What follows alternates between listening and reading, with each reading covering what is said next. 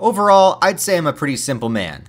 I like good food, getting in a sick pump, goth chicks, and of course, the golden age of Dragon Ball content, which to me was the 90s and early 2000s, way before Dragon Ball Super, when 90% of all Dragon Ball content that we got was from the original run created by Akira Toriyama.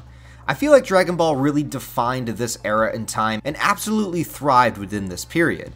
But there's also this little crazy uncle of the family that fans either love or hate with a passion, and that is Dragon Ball GT, the anime-only continuation of Dragon Ball Z, picking up years later and continuing on the adventures of Goku and the others.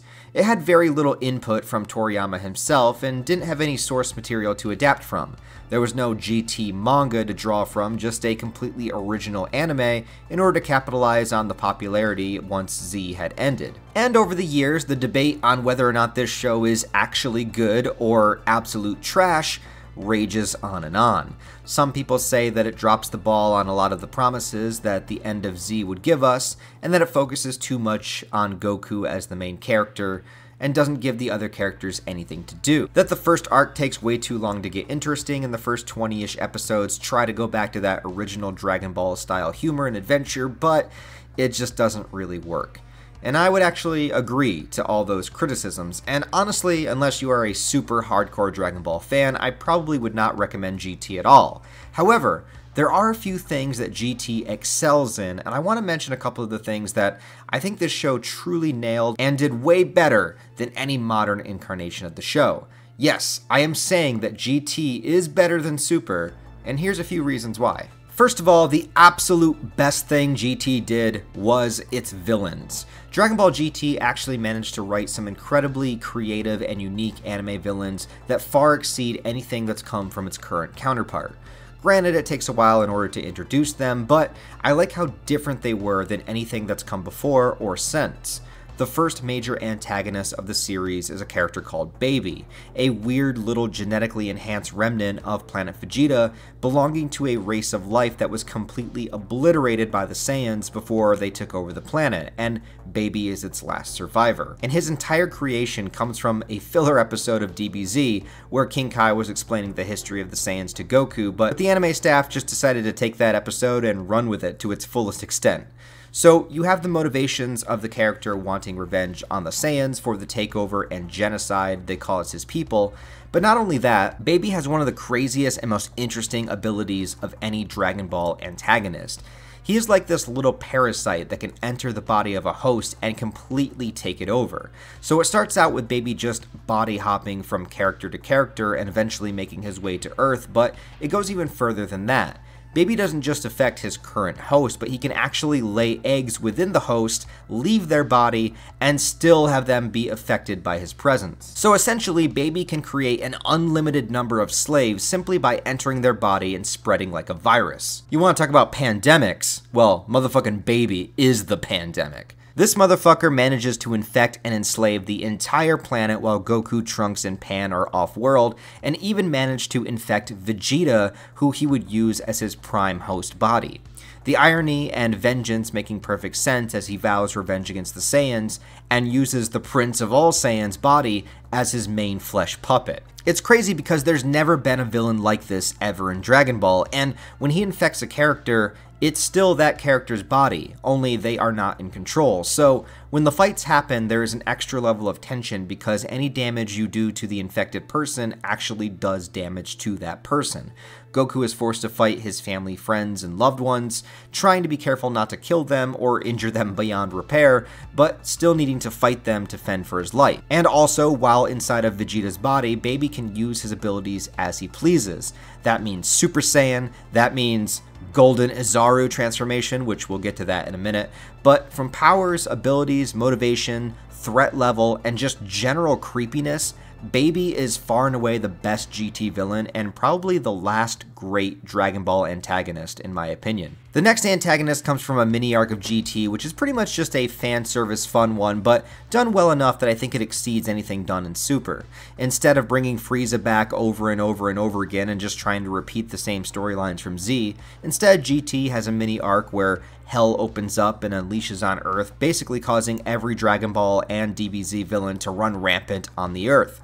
It makes for a lot of fun cameos, Vegeta gets to kill Nappa again, and has a bunch of little Easter eggs like that. They do bring Frieza and Cell back, but it's kept away from the main story. Instead, Goku has to battle them in Hell, and it's just enough to give you a little bit of flavor, but doesn't take over the entire story. Instead, it chooses its main villain to be Android 17 and gives him a little bit of the spotlight. The 17 we know and the new version of him created in Hell merge together to create Super 17, and is he ridiculously overpowered? Yes. But do we get to see all the characters involved in the fight, and it gets to find a way to utilize Android 18 in a way that she has not been utilized since the Cell arc in Z, so I thought that was pretty fun as well. And finally, the last batch of enemies of the series really pulls everything together. One of the things that became annoying about Dragon Ball over time was, well, the Dragon Balls. What was once a harrowing adventure to find them, now it seemed like they could all be collected in one episode, and it seemed like any problem could essentially be fixed by using them. But in the final arc of GT, it puts a plot twist on this by creating the Shadow Dragons. The idea is that because the Dragon Balls have been overused too much and so frequently, a bunch of dark, negative energy had gathered within them in order to counteract it, thus creating 7 evil dragons that scatter across the earth that the heroes have to hunt down and defeat, each one specifically relating to a past wish. This is a fantastic final antagonist for the series because it pulls everything together.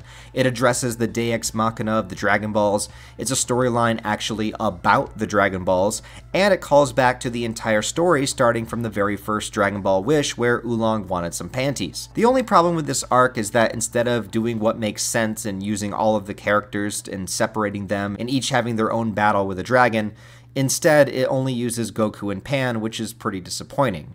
Up until the final dragon, Omega Shenron, then finally the other characters jump in, and we even get to see a Super Saiyan 4 Gogeta.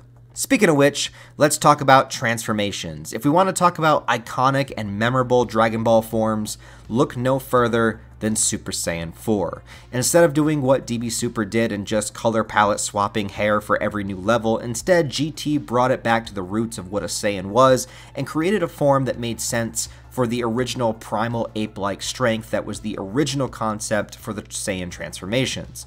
Goku regrows his tail, but in this stage he is so much more powerful than in early Dragon Ball, so this time, instead of a regular Oozaru ape, he transforms into a golden Oozaru. Basically a Super Saiyan Oozaru, which is awesome.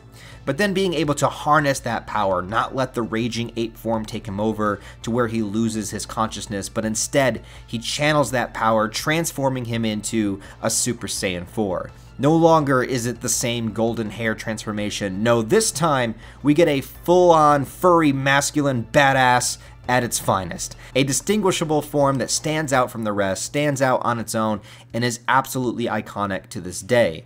Even with as much people that hate on GT, even with it not being canon technically, and even with all of the new Dragon Ball content from Super, still, Super Saiyan 4 is largely popular and respected for being as unique, creative, and badass as it is. And like I said, by the end of the series, we also get a Super Saiyan 4 Vegeta, and a Super Saiyan 4 Gogeta fusion, which, how cool is that, man? Now, obviously, there are a lot of things in GT that they did not do well. It didn't utilize a lot of its characters, the first arc is slow and unfunny, Goku being a kid again is meh, but it did make Goten into a pimp, which I appreciate. And it also gave Vegeta his best look in the franchise.